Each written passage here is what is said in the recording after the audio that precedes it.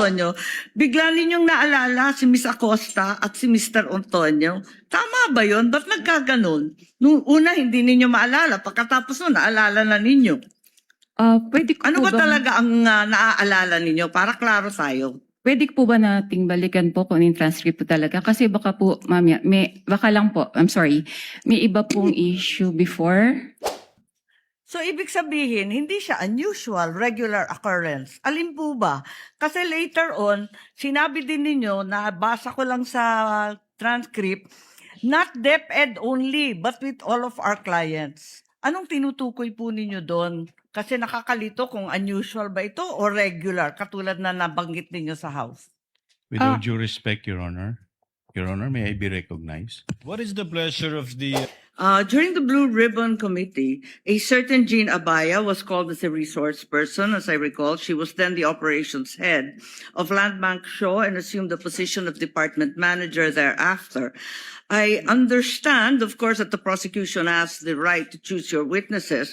I am simply curious, bakit hindi pinatawag si Ms. Abaya na magtestigo ngayon, samantalang siya yung may personal knowledge ng encashment ng mga cheque na pinag-uusapan?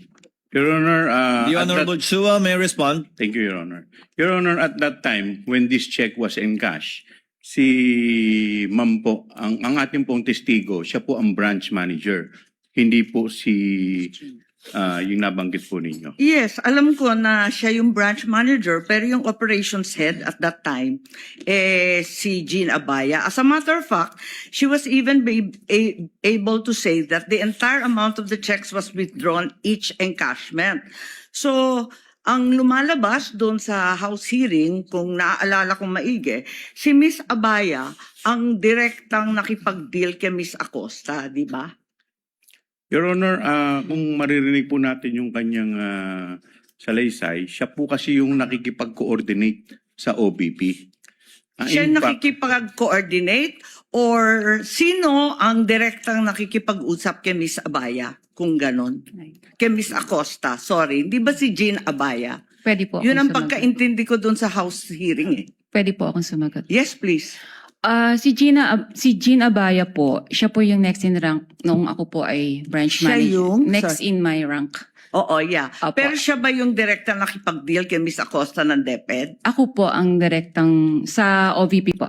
Nakakapagtaka lang kung bakit nung House hearing, si Miss Abaya ang siyang nagsabi ng direktahan na yung entire amount ng cheque was withdrawn each encashment. Hindi po kayo. Ba't nagkaganon? Your Honor, bali po si Gina Baya po ang naging incumbent manager. Siya po yung pumalit sa akin as branch manager. So at that time, tinanong po nga siya. So since operations manager po siya, aware din po siya sa transaction. Pero natanong din po siya kung sino direktang kumakausap sa cash division Okay. staff. So kaya po ako napatawag. Kayo yung direktang nakipag-usap. Opo. Kahit siya ang nag-attest na talagang buong amount ang withdraw. Ganun ba Aware yun? naman po siya sa mga transactions din po sa branch. Okay, maliban doon, Ms. Constantino, nung House Blue Ribbon, narinig ko, nung tinanong ni Congressman Luistro, sino ang nag-withdraw ng pera at linagay sa mga bag, nung una, sabi niyo, you didn't recall. Matapos noon, medyo may leading question si Congresswoman noon eh. Kasi ang sabi, do you recall Miss Acosta? Do you recall Mr. Ortonio? Bigla ninyong naalala si Miss Acosta at si Mr. Ortonio. Tama ba yun? Ba't nagkaganon? Nung una, hindi ninyo maalala. Pagkatapos noon, naalala na ninyo. Pwede ko Ano po ba talaga ang naaalala ninyo? Para klaro tayo. Pwede po ba nating balikan po kung yung transcript po talaga? Kasi baka po, mamaya, baka lang po, I'm sorry, may iba pong issue before. Tapos po natanong ako kung bakit ko po kilala yung dalawa. So baka po may iba Kasi pa nung pong una, story up behind. tinatanong, kung nare-recall ninyo, sino naglagay ng pera sa mga bag? Sabi po ninyo na hindi ninyo maalala. Tama ba yun? Ang pagkakaalala Kindly ko po, wind up. ang pagkakaalala ko, sorry po. Ang pagkakaalala Sumasagot ko po, Ang sinagot ko po yon na si Yes, Miss yes. Gina ang naglagay at si Mr. Ortonio. Ang hindi ko po ma-recall kung sino po yung naglabas na ng cash. Uy, hindi ng ko bags. tinatanong yon. Hindi yon ang tinutukoy ko.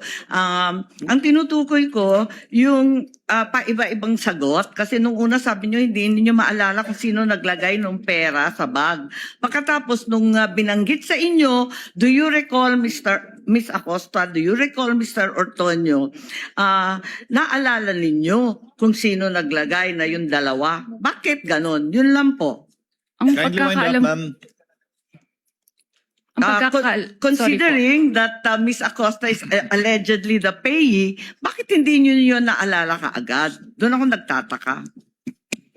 wala po akong matandaan na sinabi ko na hindi ko ma-recall po yung naglagay ng pera sa bags. Ang alam ko po, nare-recall ko kung sino po ang naglabas ng bags. Clarifying po, Miss Camposano, you mentioned doon sa House Blue Ribbon, tinitignan ko nga yung transcript, at kanina, nabanggit ninyo na unusual for government agencies, including yung DepEd, na mag-withdraw ng malalaking halagang katulad nito. Pero doon sa Blue Ribbon, sinabi po ninyo na not only private clients but government clients go to your branch. So pinaliwanag po ninyo, tama po? Tapos, nag-testify rin kayo nung tinanong kayo ni Congresswoman Garin, is this a regular occurrence? Ang sabi po ninyo, yes, ma'am. So, ibig sabihin, hindi siya unusual, regular occurrence. Alin po ba? Kasi later on, sinabi din ninyo, nabasa ko lang sa transcript, not DepEd only, but with all of our clients. Anong tinutukoy po ninyo doon? Kasi nakakalito kung unusual ba ito o regular, katulad na nabanggit ninyo sa House. With all due respect, Your Honor, may I be recognized? What is the pleasure of the Honorable Chua? Your Honor, we would just like to request for the TSN so that our witness will be confronted with the TSN that is being mentioned by the Honorable Amy Marcos. If she remembers, by the way, Senator Judge Marcos, it's the Senate, it's the House Good Government Committee, Yes, it's not the Blue Ribbon Committee. This is the Good Government Committee of the House. I believe it was in November of 2024, similar to what was mentioned earlier with Ms. Constantino. In her case, I had the hard copy, page 122. On November 26 of 2024. I only have the soft copy of this one. I'm happy to show it. But yun nga, palagay ko November din to magkakasabay yung land bank nun If the witness knows and recalls, she may answer.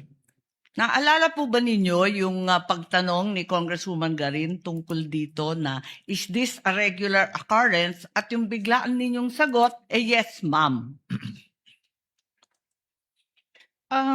Kung yan po yung sinasabing normal, the Opo. usual lamang po ang pag-withdraw ng malalaking amount sa branch. Yes, ang verbatim po, and is this a regular occurrence, ma'am? Ito ba ay pangkaraniwan na pangyayari, itong 37.5 o iyong malalaking amount na ine-encash? Ang sagot ni Ms. Camposano sa House, Good Government, yes, ma'am. So, ang sabi ni Representative Garin, so pangkaraniwan pala ito. Ayun. Yes, Your Honor. Nais ninyong paliwanag po? Kasi iba ito kesa sa sinabi ninyo kanina. Ang sinasabi ko po nung sa House ay ang malalaking withdrawal po ay usual lang. Hindi siya unusual sa branch. May both private and government. Nagwi-withdraw po siya. May mga malaki pong withdrawals.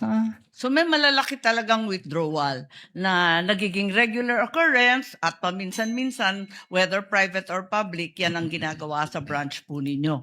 Kaya nga lang, hihingi kayo ng cash allotment kasi hindi naman Yes. kayo nagtatago ng ganong Yes, Your kadami Honor. sa branch. Tama Opo. po. So Opo. regular po, not unusual. Tama po ba?